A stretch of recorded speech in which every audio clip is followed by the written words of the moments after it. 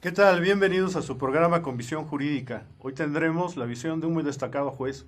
Saludamos siempre a todos nuestros seguidores que están interesados en esta materia jurídica y, por qué no, también la gente de la sociedad que de alguna forma a todos en algún momento todos tenemos que participar en ella, podemos tener alguna situación. Nuestro juez en juicio oral ejecutivo mercantil oral, es el doctor Héctor Martiniano Aparicio González. Como ven, hoy tenemos un juez de lujo. También como primicia, es la primera vez que tenemos aquí en el programa un juez. Le agradecemos mucho que esté con nosotros. Él es juzgado sexto del juzgado de Toluca, sexto mercantil de Toluca, en el Estado de México. Y quiero hacer una breve, pero no sobresaliente síntesis de su trayectoria, por favor. ¿Sí? Él cuenta con el doctorado en Derecho Penal y doctorado en Derecho Civil por el Centro de Estudios Superiores en Ciencias Jurídicas y Criminológicas, CECIJU, un postdoctorado por la misma institución, además de ser doctor en Derecho Judicial por la Escuela Judicial del Estado de México. Ha fungido como conferencista, ponente, instructor de cursos en diversas escuelas del país y, y ponente en el 20º concurso interamericano de derechos humanos celebrado en Washington, Estados Unidos, galardonado con el título honorífico Caballero Comendador de la Educación en 2014 por el CECIJU, galardonado en 2018 por el Claustro Mundial Universitario y el Senado de la República por su excelencia académica, además de ser homenajeado en el mismo año por el Consejo de la Judicatura del Estado de México a través de la Escuela Judicial, con el reconocimiento por su trayectoria como docente. Profesionalmente ha desarrollado una amplia y reconocida trayectoria como académico y fundamentalmente la función jurisdiccional. Tiene una carrera de más de 27 años en el Poder Judicial del Estado de México, donde se ha desempeñado como juez en las materias familiar, penal, civil y mercantil, función que realiza en la actualidad acumulando 18 años en el cargo. Como ven, es impresionante la preparación que tiene el juez, tanto académica como también la experiencia que ya lleva en la impartición de justicia, y hoy tenemos el gusto de tenerlos con nosotros. De entrada, bueno, estamos con el tema el juicio ejecutivo mercantil oral, y yo le pediría de entrada al juez, después de que nos salude, que por favor nos explique, que nos desglose para todos los que empezar ahí en esa charla introductoria, por qué el ejecutivo, por qué lo mercantil y lo oral. Sí, por favor, señoría. Bueno, muy buenas tardes a todos. Gracias al programa con visión jurídica. Gracias, maestro José Luis Jorge Chávez y a la estación de radio La Arrasante por la invitación. Con todo gusto. En cuanto a la pregunta, el juicio ejecutivo mercantil oral.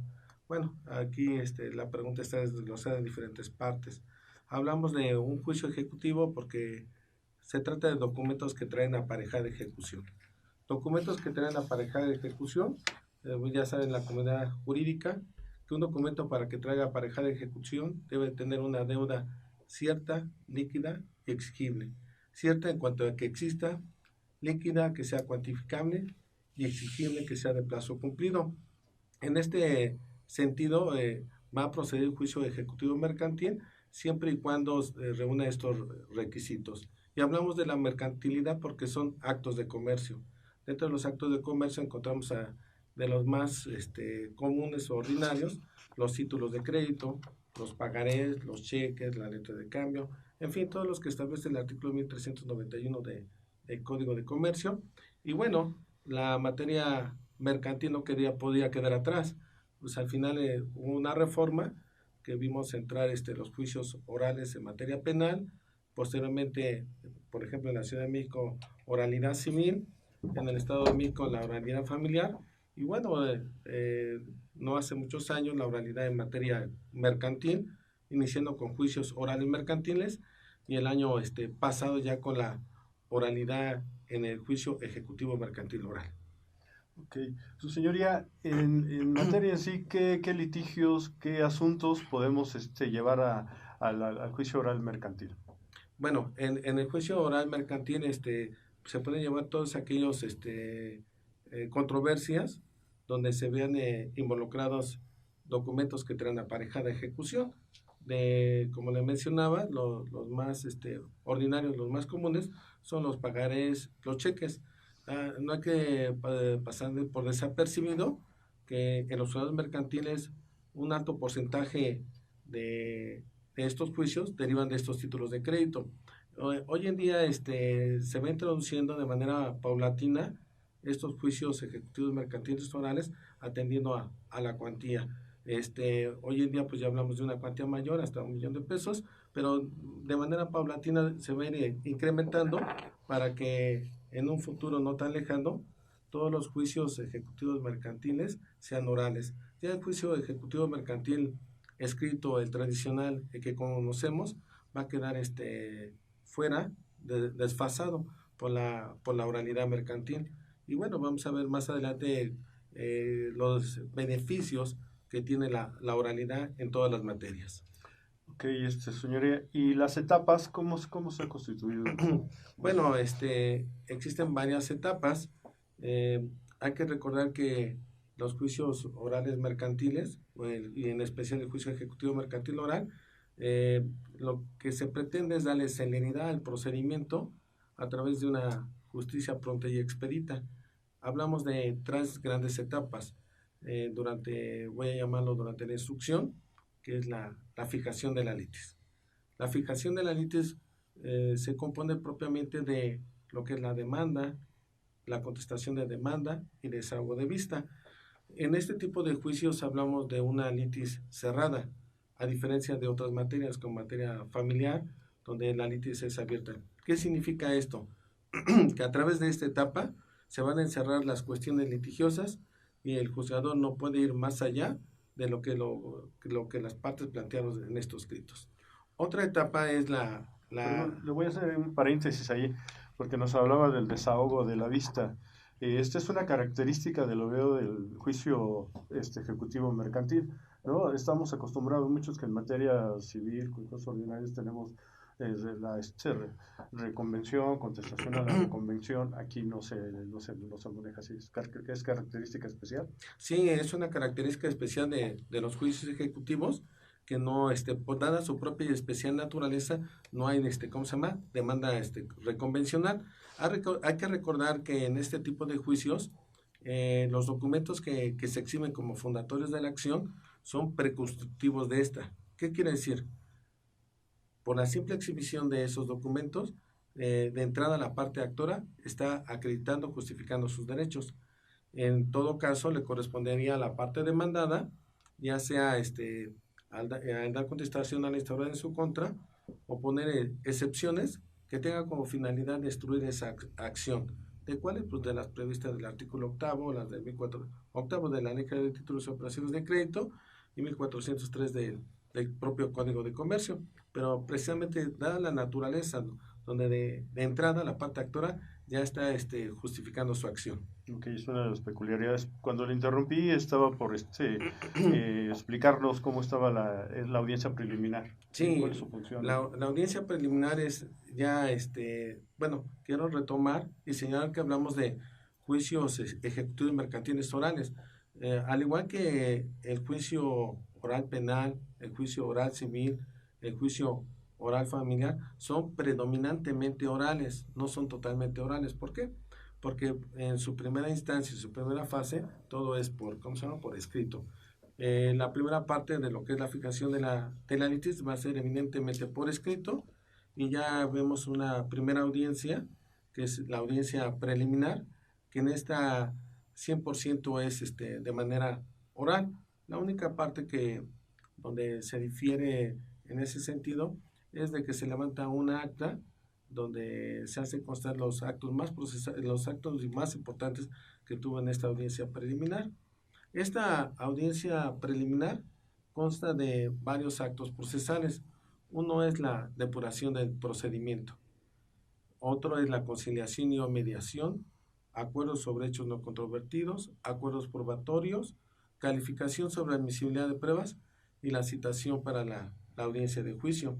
Cada una de las etapas tiene particularidades y cuestiones muy especiales que los abogados deben de observar si quieren tener éxito en sus asuntos. Por ahí recientemente un amigo, un compañero de gimnasio, me preguntaba que cuál era la parte más importante de un juicio.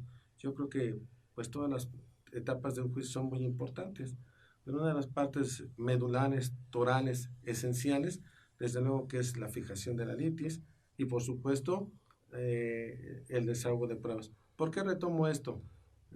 Hablando de la audiencia preliminar, porque si no está bien planteando una demanda, pues no va a tener éxito el juicio. Nosotros como juzgadores, al momento que se nos presenta una demanda, eh, vemos si reúnen los requisitos de forma para darle trámite a esa demanda. No podemos atender a cuestiones de fondo porque estaríamos prejuzgando. Sin embargo, estudiando el escrito inicial de demanda, como juzgador, te puedes percatar si está bien planteada la demanda para que en su caso exista una posibilidad de que prospere la acción. De idéntica forma, la contestación de demanda. Y en la praxis advertimos deficiencias en ese apartado. Y la verdad que se llevan juicios infructuosos para llegar a una sentencia donde sea absolutoria o en su caso se dejen a salvo los derechos. Pero en esa parte de la audiencia preliminar, bueno, ya le mencioné, maestro, varios actos procesales, pero cada uno de ellos tiene su peculiaridad. Podría entrar a cada uno de ellos, pero no sé si gusta que lo vaya señalando y usted si considera, pues me pregunta lo correspondiente. Ok, dentro de ¿quién lleva esta etapa? Le pregunto porque siendo también usted un experto en lo que es bueno, aquí sí quisiera, esa inmediación, en esta etapa, ¿quién la lleva en lo preliminar? ¿La lleva un juez o la lleva un secretario? Eh, ya en los juicios orales se rigen por varios principios. Dentro de los principios está el principio ¿cómo se llama? Inmediación. Es una inmediación donde va a estar en medio el juez de las partes. El juez en las partes va a estar presente en la audiencia, en todas y cada una de las audiencias. ¿Y cuál es la finalidad? Entre otros, es transparentar el actuar del órgano jurisdiccional. Y pues anteriormente, en materia penal, retomando lo que usted refiere, pues los sentenciados pues no conocían ni quién fue el juez que lo condenó. Entonces, hoy con este nuevo sistema de oralidad, en materia mercantil, se encuentra presente el juez en una sala de oralidad entre las partes, con peritos, terceros. En la preliminar. También en la audiencia de juicio. En todas las audiencias orales va a estar presente el juez. Es una obligación. Si no se cumplen con las formalidades y requisitos que exige la ley, que esa es una formalidad y un requisito, ese acto se encuentra viciado y puede ser objeto de una nulidad. En esa parte también de la que es la preliminar, nos hablaba de la mediación, cosa también pues, muy importante porque pues en todo el sistema, ya siendo las diferentes materias que se llevan, ¿no? Penal, administrativo, civil, familiar y todo, hay un énfasis en la mediación, ¿no? Para no saturar el sistema, ¿no? En esto también el juez obviamente está el pendiente de esta mediación. ¿Cómo se llama la mediación y qué tan efectiva está siendo? Sé que estamos en un cambio, ¿no? Pero yo quisiera que usted nos diera su comentario, su interpretación. Dentro de las etapas de la audiencia preliminar, la primera es la depuración del procedimiento. Y bueno, después sigue la mediación y conciliación. En cuanto a lo que usted me pregunta, maestro, en materia mercantil se le conoce como mediación y o conciliación de las partes por conducto del juez. Aquí estamos hablando de medios alternativos de solución de conflictos. Dentro de los medios alternativos de solución de conflictos vemos la mediación y la conciliación y bueno, existen otros en otras materias, ¿no? Pero en cuanto a lo que nos atañe, existen grandes diferencias porque sí está presente el juez. En el Estado de México se nos han capacitado a los jueces en materia mercantil y en todas las demás ramas para llevar a mediaciones y conciliaciones de manera adecuada. Hablamos de una justicia restaurativa y bueno, siempre se ha hecho énfasis de la importancia de llegar a una amigable composición a través de, ¿cómo se llama?, de un convenio. Existen grandes diferencias entre la mediación y conciliación. ¿En qué consiste una y otra? El juez puede actuar como mediador o puede actuar como conciliador según se vaya desenvolviendo la audiencia. tanto en la mediación y el conciliador, el juez trata de procurar el diálogo entre las partes, pero existe la gran diferencia que en la conciliación hace propuestas de solución el juez y en la mediación la propuesta de solución viene de las partes. Por ahí se cuestiona mucho el actuar del juez en la conciliación. ¿Por qué? Porque si da una propuesta de solución y no se llegare a solucionar el conflicto, tal vez ya exteriorizó su sentir sobre cómo se va a resolver y ya después se vería impedido para conocer del asunto. Por ahí el maestro Fabián Mondragón Pedrero, muy reconocido, maestro, el doctor de la UNAM, pues ha señalado, ha hecho énfasis de que un juez no puede ser conciliador. Sin embargo, como se va dando la entrevista con las partes, el juez en ocasiones se tiene que constituir en un conciliador o en un mediador. ¿Qué benéfico es? Causa mucho beneficio. Por ahí dicen que más vale un mal arreglo que un buen juicio, ¿no? Al final, lo que se trata es solucionar el problema, pero de entrada hay que advertir que la mediación es mejor. ¿Por qué? Porque las propuestas de solución vienen de las partes. Y si las propuestas de solución vienen de las partes, es más fácil que cumplan una mediación, un convenio llegado a través de una mediación, que un convenio llegado a través de una conciliación. La mediación y la conciliación hay que recordar que puede darse antes, durante y después. Antes de un juicio en los centros de mediación y conciliación. Durante un juicio con el juez en cualquiera de sus etapas, si lo estiman pertinentes. En esta etapa nunca precluyen derechos, se puede hacer valer en cualquier momento. Y después de dictada la sentencia, de la forma, si es condenatoria, de la forma en que se va a dar cumplimiento a la sentencia. La verdad que en el Tribunal del Estado de México se le ha apostado mucho por esta etapa para solucionar los conflictos de manera pronta. Sí, con mucha claridad nos explicó esta alternativa, ¿no? Y que pues ahí también lo tenemos que... eso es por parte de ustedes como juzgadores. Y claro, también ¿cuál es su apreciación de que nosotros como representantes de nuestros clientes también llevemos y apoyemos que lleguen estos acuerdos, ¿no? Mi punto de vista respecto a los abogados litigantes, en ese sentido hay que recordar que cada uno persigue un fin distinto, ¿no? Por ejemplo, cuando se emite una norma, un enunciado normativo, el legislador emite una norma con un fin. ¿Cuál es el fin? Pues resolver una problemática social. Cuando un doctrinario interpreta una norma, es desmenuzar el contenido para obtener el sentido de esa norma. Cuando un juez interpreta una norma, es aplicar el hecho fáctico al caso concreto para solucionar el problema. Y ustedes como abogados litigantes, pues interpretan la norma conforme a los intereses de su cliente, porque al final van a satisfacer los intereses de su cliente. Desafortunadamente, no puedo hablar, si no sería una hipérbole, una exageración, pero hay abogados que no ven eso, sino ven sus intereses personales, pero al final, si se llega a un buen arreglo, bueno, van a obtener de manera rápida y satisfactoria su cobro, ¿no? Sí, pues no hay necesidad de extenderlo tanto, hacerlo más pesado. Estábamos, bueno, entonces la audiencia preliminar es un filtro de depuración para que ya llegara la audiencia de juicio, digamos, con lo más importante ya para que se resuelvan ustedes la litis. Quisiera que nos hablara, por favor, de la audiencia de juicio. Bueno, una vez que ya pasamos la etapa de conciliación y mediación, están, bueno, otras etapas. No, por favor. Otra es la fijación sobre hechos no controvertidos, que como bien lo dijo el maestro, es una forma de depurar el procedimiento, porque esta etapa tiene como finalidad que las partes se pongan de acuerdo sobre aquellos hechos que resultan innecesarios, porque no hay litigio, no existe controversia. Una vez que se ponen de acuerdo de ser posible, se pasa a la otra etapa de fijación, una fijación de acuerdos probatorios, donde las partes se ponen de acuerdo, consensan sobre aquellas pruebas que resultan ociosas y necesarios su desahogo.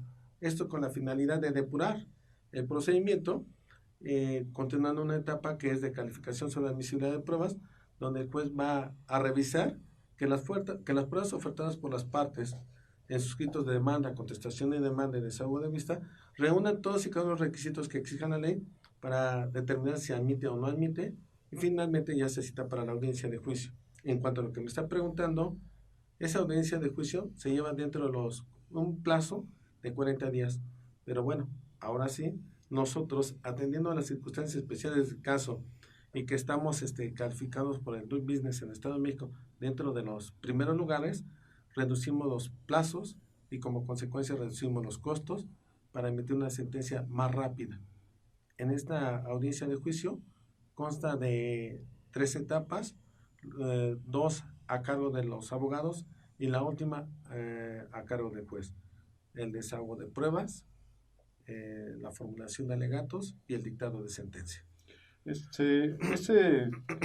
Con lo que nos pone, este sería uno de los beneficios, los tiempos, o sea, la oralidad es un beneficio, eso es de lo que tengo, porque a veces la sociedad no, hablamos de oralidad y cuál es la profundidad del cambio del nuevo sistema, ¿no? Quisiera que nos dijera cuál es la profundidad, qué nos beneficia para que tengan una idea general de este proceso. Existen muchísimos beneficios.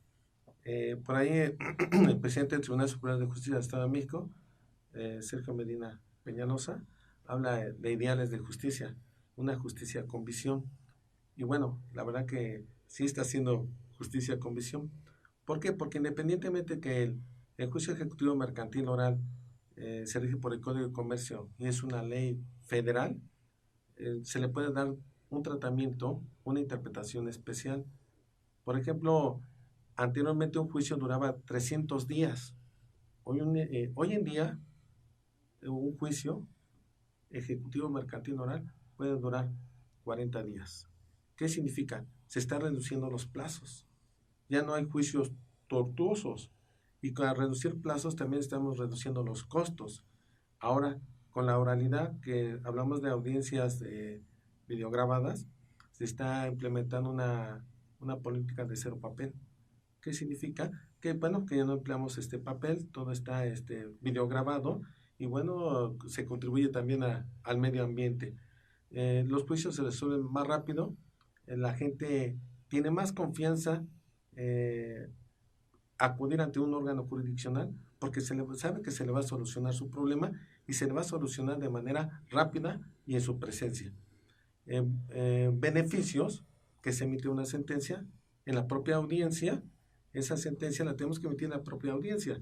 A veces parece imposible, pero bueno, decretamos un receso, reanudamos la audiencia y emitimos ¿cómo se llama? La sentencia. Y la gente, cuando está presente y el juez le da en sus manos copia de la sentencia, su expresión es totalmente distinta.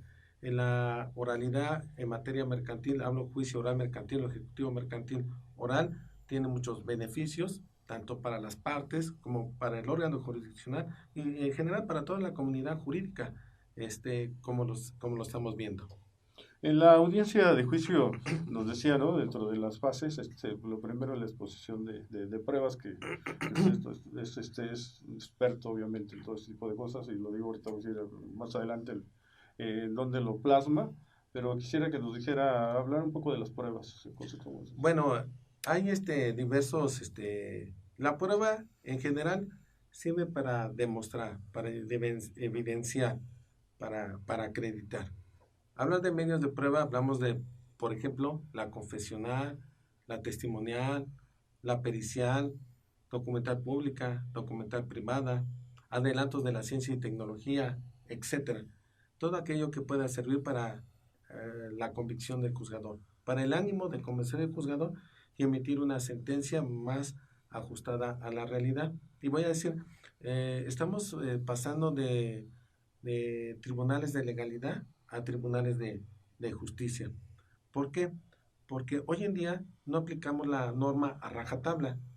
Ya el silogismo jurídico, que ahí hablaba Aristóteles, del silogismo propiamente, que ya se trasladó a otras materias, pues ya no es simplemente la adecuación del hecho fáctico al supuesto jurídico para llegar a una conclusión. Ya realizamos otras técnicas, como cuáles técnicas, pues control, que yo sé que es interesante para usted, el control de convencionalidad ex oficio y el principio pro persona. Pero retomando sobre las pruebas, hay cambios de las pruebas en el juicio ejecutivo mercantil oral con las pruebas contenidas en las reglas generales para los otros juicios tradicionales. Por ejemplo, en la prueba confesional ya no hablamos de un pliego de posiciones, ya no hablamos de posiciones, hablamos de un interrogatorio libre, directo, sobre hechos propios del declarante y objeto de debate. Y las consecuencias son totalmente diferentes. Yo creo que fue acertada la reforma en ese sentido, porque se está dejando atrás ese formulismo que diga si es cierto como lo es, para pasar o transitar a un interrogatorio libre, como lo están haciendo ahora en materia penal, y la verdad con técnicas de litigación muy avanzadas, y hay que recordar que de una u otra materia aprendemos en el procedimiento. Ok. Este, estamos ahí, perdón, en esta situación de lo probatorio y ahorita nos vamos que los alegatos, ¿no? Y hablamos otra vez de situaciones de siempre viene la oralidad, ¿no? Y cuando hablamos de alegatos por otros sistemas, pues que fue el impulso, la parte procesal penal y todo, estamos en ese perfeccionamiento de qué tipo de preguntas hacer, que si son sugestivas, impertinentes en otras materias, ¿no? Objeciones. Fluye igual de manera en un juicio ejecutivo mercantil oral, más o menos son las mismas técnicas, o usted nos podría decir que hay una técnica adecuada más a este sistema, a esta parte de mercantil. Quiero hacer la aclaración que hablamos de interrogatorio libre. Y esto es algo nuevo para nosotros en materia mercantil. En otras materias ya lo tienen, como en materia penal ya lo tienen más trabajado. Pero no por ello debemos de ignorarlo, nos debemos preparar. Este interrogatorio libre, a diferencia del pliego de posiciones, que eran preguntas cerradas, que diga si es cierto como lo es, se contestaba con un sí o con un no, y hasta ahí quedaba la respuesta. Y si quería hacer una aclaración, pues lo hacía, pero en realidad ese tipo de respuesta no era de todo satisfactoria para el juzgador. A través del interrogatorio libre existe la oportunidad de conocer más datos de prueba que puedan suministrar al juzgador su convicción. ¿Por qué? Porque se deja en libertad al abogado para realizar diferentes tipos de preguntas. Bueno, con la condición que sean claras, precisas, objeto de debate y sobre hechos propios del declarante. Pero hay que tener presente que, ¿cómo se llama? Que hay técnicas de litigación para formular las preguntas inteligentes, preguntas culpigenias, tal vez formular una pregunta sugestiva, pero bueno, ahí también debemos de ver la astucia del abogado, como el zorro que dice de Maquiavelo, y también que el juez esté todo consciente para que en su caso no, ¿cómo se llama? No vaya a calificar alguna pregunta que resulta ociosa e impertinente. ¿A qué me refiero? En materia mercantil, aun cuando no está prevista la objeción como en materia penal, ello no implica que no se pueda hacer, porque hablamos de un principio, el principio de contradicción. Ok, y entonces usted sigue siendo el regulador de esta parte. Así es. Le voy a hacer, voy a hacer un paréntesis para hablarles del libro de su señoría y también para que se hidrate un poco, porque no sé si estamos en lo hecho, ahora sí que no sé, seguimos les quiero hablar de el juicio ejecutivo mercantil oral, que es una publicación que tiene el doctor Héctor Martiniano Aparicio González, donde, bueno, nosotros aquí, pues es por la situación de tiempo, no, a veces no podemos abordar todas las temáticas tan profundamente, ¿no? Y ustedes han escuchado cómo ha sido enriquecedor lo que él ha estado transmitiendo.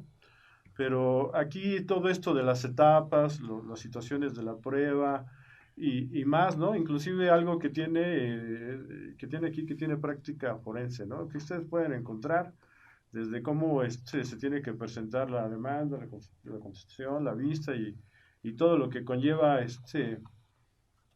todo lo que es el litigio, ¿no?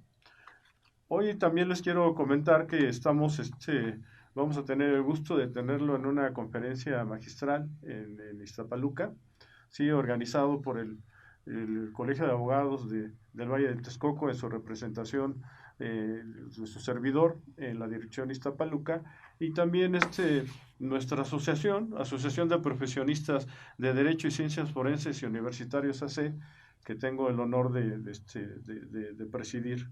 Sí, entonces son dos cosas. Aparte, pues va algo diferente, aparte de la conferencia, pues nos vamos a tener el gusto de ver hacer una práctica de audiencia, ¿sí? Para que también los, los estudiantes, los abogados, pues podamos estar más compenetrados y los que no conocen, pues aprender y los que ya lo están llevando a cabo, pues a lo mejor corregir alguna deficiencia que pudiéramos tener por ahí, ¿no?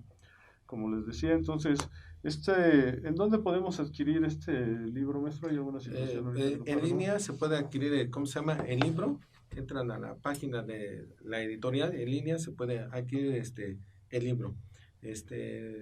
Los invito a que adquieran el libro, que lo compren, tomando en consideración que además de tener un contenido doctrinal que es la base, el sustento, también tiene un contenido eminentemente práctico. Y bueno, ahí se describen las formas en que se llevan a cabo los acuerdos sobre hechos no controvertidos, acuerdos probatorios, inclusive cómo celebrar un convenio y cómo ese convenio debe de tener los requisitos mínimos para que en su caso, en su oportunidad, sea ejecutable. También contiene unas diligencias de requerimiento de pago, embargo y emplazamiento en cuanto a diferentes situaciones, cuando por ejemplo hablamos figuras de la expromisión, hablamos de lo que se trata cuando se hace un pago sin reserva de intereses y algunos ejemplos de, claro, respetando el derecho de no divulgar datos de las personas, de algunas sentencias con ejercitando el control de convencionalidad y el principio pro persona. Entonces yo creo que va a ser de interés para la comunidad jurídica. Créanme que es un libro que no puede faltar en nuestra biblioteca personal porque siempre lo vamos a tener como un apoyo ahí en el litigio. Yo se lo recomiendo también porque tuve el honor de ser su alumno, del profesor. Tuve esa suerte de tenerlo en el CECIJU, ¿sí? Donde estamos muy orgullosos también de estar ahí. Precisamente por esa calidad que el desarrollo, la habilidad que tiene para explicar estos temas que a veces pudieran resultar un poco complicados, nos los hace sencillo. Un día un gran maestro me dijo, mira, la situación de un gran profesor es que las cosas difíciles te las diga de manera sencilla, que las comprendas. Y no hacer que decir las cosas de una manera muy sofisticada, lo que es muy fácil de decir. Y yo aquí lo vi en el doctor y por eso le hicimos, agradezco que nos haya aceptado la invitación. Y bueno, continuamos, estábamos en la parte terminamos la parte de los alegatos en lo que es la audiencia de juicio. ¿Y con qué continuamos? Bueno, en esta etapa de alegatos, quiero hacer la acotación de que dicen los abogados en los procedimientos tradicionales, ¿para qué formula alegatos si el juez ni los va a leer? O dice, ¿para qué hago alegatos en la audiencia si el juez no los va a tomar en consideración? Yo además les comento, pónganse en el lugar de juez, a manera de ejemplo. En fecha tal, su señoría, presenté el escrito inicial de demanda. En fecha tal se admitió la demanda, en fecha tal se emplazó al demandado, en fecha tal dio contestación a la demanda, en fecha tal se desahogó la vista, se llevó a cabo la audiencia preliminar, la depuración del procedimiento, la conciliación, mediación, acuerdos sobre hechos no controvertidos, acuerdos probatorios, usted admitió las pruebas, la confesional, la testimonial, la pericial, citó para la audiencia de juicio, se desahogó la prueba confesional, se desahogó la prueba testimonial, por lo que solicito que dicte sentencia condenatoria a mis intereses y condene a la parte demandada. Pues desafortunadamente esos no son alegatos. Eso se le conoce en el discurso jurídico como la narratio, la narración. Es una de lo mismo, porque todo consta en actuaciones, ya sea de manera escrita o en el audio y video, en el CD. Unos alegatos debemos partir, como pensaría el juez, a través de los elementos constitutivos de la acción, los hechos que pretendo de acreditar y los medios de prueba. Ahí sí podría el juez decir, caray, me estás haciendo mi trabajo, me estás haciendo mi sentencia. En el arte de perorar, en el arte de decir, en el arte de hablar con elocuencia, pero también una parte muy importante es la lógica. Estructurar el pensamiento de manera correcta para convencer al juez. No sé, tal vez a un juez emotivo lo podrán persuadir, pero a un juez racional lo tendrán que demostrar. Entonces, los alegatos, al igual que todo el procedimiento, son argumentos, son razonamientos lógicos, jurídicos, tendientes a disuadir, persuadir y convencer. Convence a un juez emotivo con falacias, pero convence a un juez, demuestra a un juez con argumentos, argumentos de autoridad. Me acaba de anticipar, me contestó una pregunta porque le iba a preguntar precisamente como la sentencia, ¿no? ¿Cómo la interpretan? Y usted lo está diciendo, ¿no? Tiene que considerar todo ese tipo de situaciones para hacerlo valer en el criterio. Y lo importante también de la inmediación, ¿no? Porque dicen, ¿no?, que de viva voz entender cuál es la situación. Se ve desde otra panorámica, ¿no? Cuando A está eso voy, escrito, cuando... perdón que le interrumpa, en ese sentido, la labor del abogado litigante es más compleja que la del juez. Pareciera que el juez tiene labor compleja, que, bueno, pero no lo considero de esa manera, porque como abogado litigante tiene que pensar conforme a los intereses de su cliente y además tiene que pensar cómo va a resolver el juez. Y el juez no le interesa eso, solamente va a resolver, ya sea de manera silogística, si es un juez tradicional, pero si es un juez que se ubica con un contenido epistemológico de una nueva corriente neoconstitucionalista, pues va a resolver atendiendo tal vez a juicios de ponderación. Me da una oportunidad de hacerle una nueva pregunta. Con todo respeto, ¿no? Sí tenemos jueces tradicionales y estamos en el cambio, ¿no? De hecho, eso es lo que está abocado ahorita toda esta cultura, la cultura jurídica, la cultura del juzgador, ¿no? Vamos a esa situación de, como dicen, si la sociedad se actualiza, ¿por qué no el derecho, no? Y los juzgadores tenemos que ir para allá. Hace rato del libro nos comentaba un poco del convencionalismo y sabemos que están los tratados internacionales, lo tenemos en la Constitución, el artículo 1, el artículo 133, y ustedes tienen que también ya ver con esa visión, ¿no? Sí, la visión Nos podría poner a ejemplificar un ejemplo de eso aquí en lo que es que se lleve en el mercantil oral. Sí, para poder ejemplificar, si me lo permita, tengo que sentar ciertas bases. Primero hay que distinguir que ya no es suficiente o nunca ha sido suficiente interpretar de manera literal o en estricto, gramatical o literal. Desafortunadamente, no damos importancia a materias como son la lógica, la interpretación, la argumentación, la hermenéutica, la semiótica jurídica y la epistemología jurídica, porque esas materias son herramientas no para el órgano jurisdiccional, sino también para los abogados litigantes. Los abogados litigantes, no puedo generalizar, reitero, no se trata nada más de leer el código y lo interpreto como yo considero, o como yo pienso, o como yo creo, porque hay que recordar que existen diferentes tipos de interpretaciones. Hablo de interpretaciones nacionales. Por ejemplo, además de la interpretación literal está la sistemática, analógica, teleológica, histórica tradicional, histórica progresiva, conforme, de principios, a rúbrica, materias senes, etc. Eso es una interpretación de, que deberíamos de tener todos los abogados. Y si ahora le abonamos que las sentencias del orden civil serán conforme a la letra, a falta de la interpretación jurídica, que son las que mencioné, y además a los principios generales del derecho, se interpretan conforme a la Constitución y a los tratados internacionales. Es decir, un juez mexicano se convierte en un juez interamericano, como un juez Hércules, como el de Ronald Dworkin, que pues es una falacia, ¿no? Nunca podemos hacerlo. Pero sí debemos observar las convenciones, y dentro de las convenciones está la Convención Americana de Derechos Humanos, que es una de las tantas, y en este caso en el juicio ejecutivo mercantil oral, determinar si el porcentaje reclamado en la demanda no constituye usura.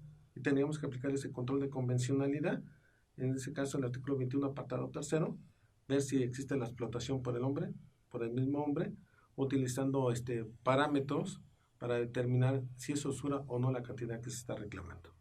Un tema un tema muy, muy interesante, ¿no? Porque pues es común que sabemos, ¿no? Y se crean esos tipos de conflictos, ¿no? De que la tasa de interés, ¿no? Son excesivas, ¿no? Y eso lo vemos en la práctica diaria, ¿no? Con el vecino, con el amigo, uno mismo, ¿no? Entonces llega el momento que estamos, pues, como dicen, nos come, ¿no? Esta situación de interés, estamos en una condición que ya no se puede realizar a veces los pagos y luego quieren cobrar intereses sobre intereses y además descontrolados, ¿no? Las tasas abiertas que ponen ahí. Entonces, ahí en este tipo de litigios, cuando nosotros tenemos que llevar un asunto, es muy importante, o sea, como dice, citar este tipo el tratado y checar en qué artículo está y determinar esa situación Y si me permite abonar, todavía está la cereza del pastel, el principio pro persona. El principio pro persona, que bueno, lo vemos en el artículo 1 constitucional, pero también pues, el artículo 28 de la Convención Americana, artículo 5 del Pacto Internacional de Derechos Políticos, y así me voy. El principio pro persona no es lo que más favorezca a la persona, son un criterio hermenéutico de interpretación de las normas de derechos humanos. El principio pro persona implica una preferencia normativa o una preferencia interpretativa, la norma más favorable o la norma más protectora, o la interpretación más extensiva o restrictiva de la norma, o la norma más favorable en su interpretación extensiva, restrictiva, o la norma más protectora en su interpretación extensiva, restrictiva, y así me voy, maestro. ¿Qué significa? Que debemos conocer los diferentes tipos de interpretación de la norma para aplicarlos al caso concreto. No es el que yo crea, no es el que yo piense. Muchas veces preguntan, es que quiero conocer el criterio del juez. Es que para si promueven ese o no juzgado. No es el criterio. Desafortunadamente, no es el criterio, es la forma como interpreta la norma. Y no porque sea un juez, significa que esté interpretando bien la norma. Tal vez su interpretación sea deficiente. Se entiende que debe ser el conocedor, el sabedor, pero sí existen fallas.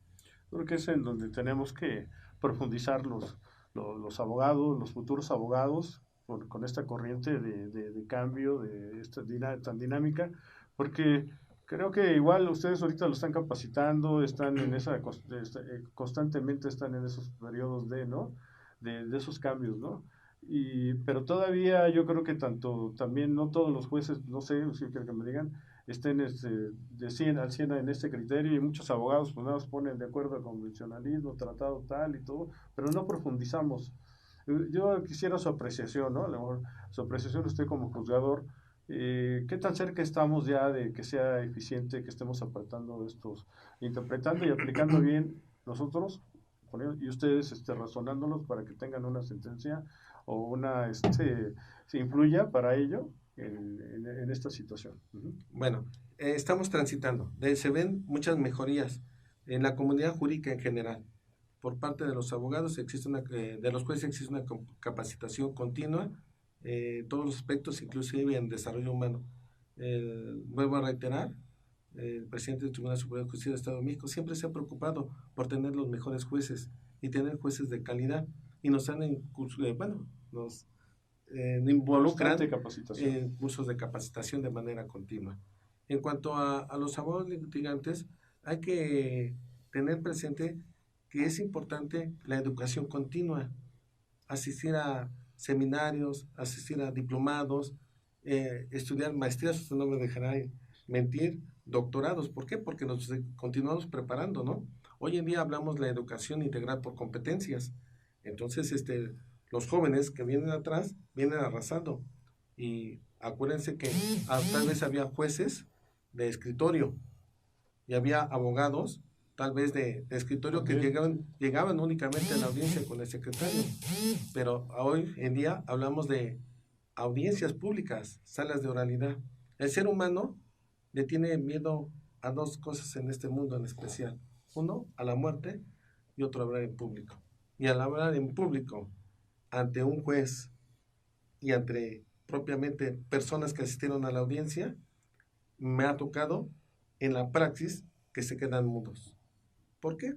Por ese pánico escénico.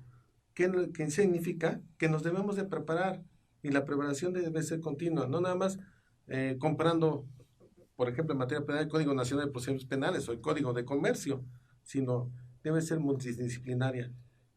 ¿Cómo hablar en público? ¿Cómo argumentar? ¿Cómo refutar?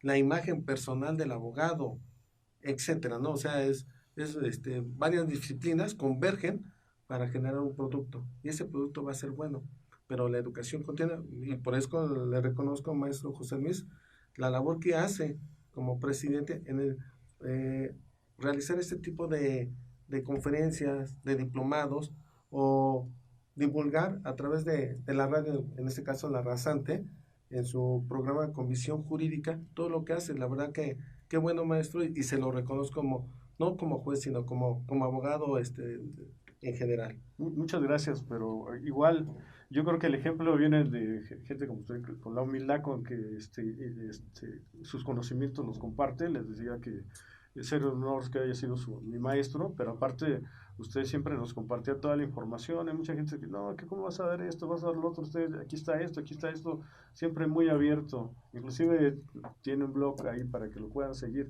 Ahorita me gustaría que también lo proporcionara para que vean ahí toda la cantidad de información y que el doctor lo comparte así. Cuando nosotros encontramos a gente con su sencillez, yo lo digo en particular, ¿no? Con sus doctorados, postdoctorados, toda esta capacitación, y se presta un diálogo y nos transmite sus conocimientos y tan fácil lo que usted tantos años le ha costado adquirir, y nos lo dice así bien sintetizado. Digo, lo menos que puede hacer uno, yo como dije, pues es invitarlo, ¿no? Lo menos que puedo hacer es invitarlo para seguir aprendiendo de usted y para que sigamos aprendiendo los demás. Y decía, nos daba una ejemplificación de lo importante que es pararnos ahí ante un juez y hablar en público. Y también comentaba la situación de capacitarnos, que van unidas. Y es así, o sea, tú puedes hablar muy bien, tener posiciones, hablar en público y todo, pero si no estás respaldado por los conocimientos, te vas a caer, porque realmente a eso viene el temor, ¿no? Viene el temor a que te pregunten algo que no sepas.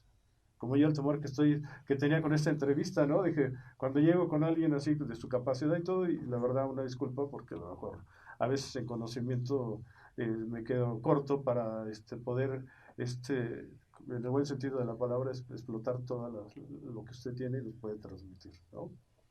Pero en ese sentido, pues mi agradecimiento. Y yo quisiera hacer otra pregunta, ¿no? Ya nos ha dado muchos consejos como la parte de cómo llevarle el litigio a los abogados, pero para nuestro público, alguna situación más.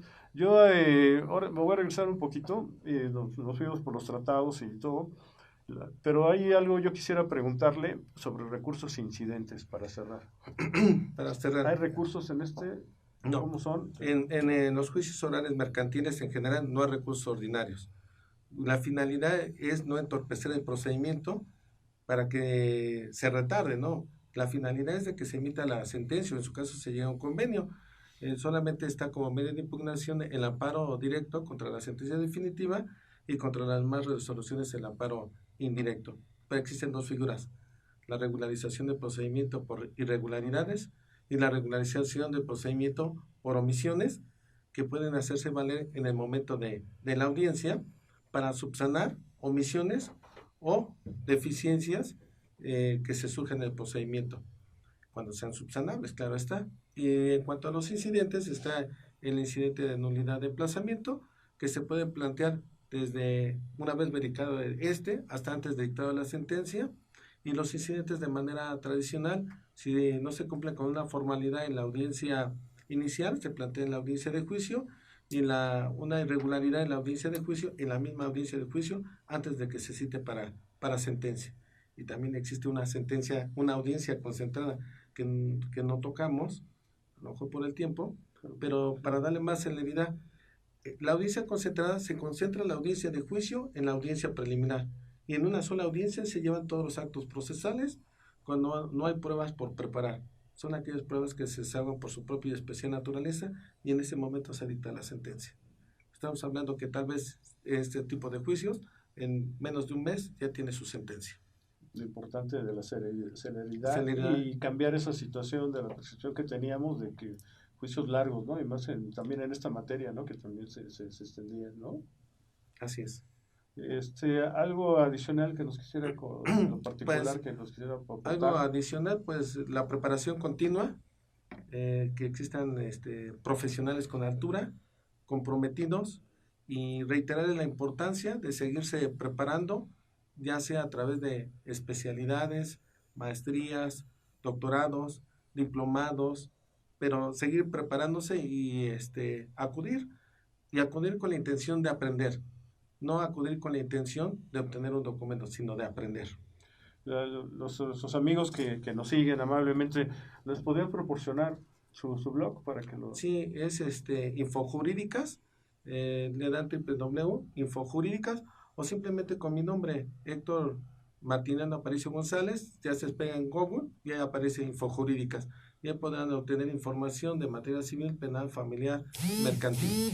No, es que vean, o sea, sí, humildemente, pues ahí tenemos ahí cuatro materias y créanme que muy bien estructurado. Bueno, quién soy yo para juzgar, ¿no? Su trabajo, pero bueno, para mí de lo que entré ahí, digo, me parece excelente, ¿no? Dije, cómo Muchas está gracias. todo ahí, ¿no?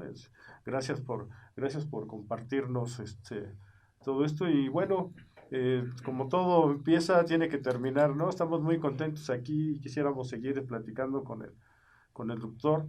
Les recuerdo, doctor Héctor Martiniano Aparicio González, ¿sí? Que él es juez en Toluca, en el juzgado sexto mercantil. Ahí está él, y también, bueno, ya en la Ciudad de México, pues dando clases en varias universidades, esta es una de ellas y algunas otras, porque, bueno, siempre es recurrido, ¿no? Para lo queremos tener ahí en varios lugares, ¿no? Amigos, como siempre, ¿no? Les transmitimos la visión de un juzgador hoy, y ustedes se encargan de tener una orientación para tener la suya, ¿no? Y ya tienen una idea, ¿no? De lo que es el juicio. Sí, ya saben que siempre tenemos temas novedosos, temas importantes en materia jurídica. Estamos a sus órdenes siempre, larasantaradio.com, y su programa con visión jurídica, el licenciado José Luis Jorge Chávez, que tengo el gusto de preceder este programa, pues les agradece nuevamente su atención y pronto estaremos nuevamente en contacto. No se olviden, los que puedan ir hoy, estamos en Iztapaluca, atrás de Plaza Sendero. Hoy va a haber el doctor va a estar dándonos una excelente conferencia. Es oportunidad que lleguen todavía, y es a las 5 de la tarde, ¿sí? A través de Soriana Iztapaluca, Plaza Iztapaluca, y pueden adquirir su libro también, que es todo un referente, ¿no? Para que los que se quedaron con alguna duda, a veces necesitamos un libro. Yo siempre digo que se necesita un libro porque plasmar en una hora todo lo que invirtió él para hacerlo de tiempo y años, ¿no? Para resumirlo y hacerlo de la manera más fácil para tener este conocimiento, no se puede entregarlo en una hora, hay que adquirirlo. Doctor, muchísimas gracias por aceptar la invitación, nos vemos complacidos, y aparte, como le dije al inicio del programa, es el primer juez que nos visita, es una premisa, y para el recuerdo, ¿no? Le agradezco mucho. Muchas gracias, maestro, y gracias por la invitación con Visión Jurídica. Gracias, maestro José Luis Jorge Chávez, y gracias a la rasanteradio.com por la invitación. Saludos a todos.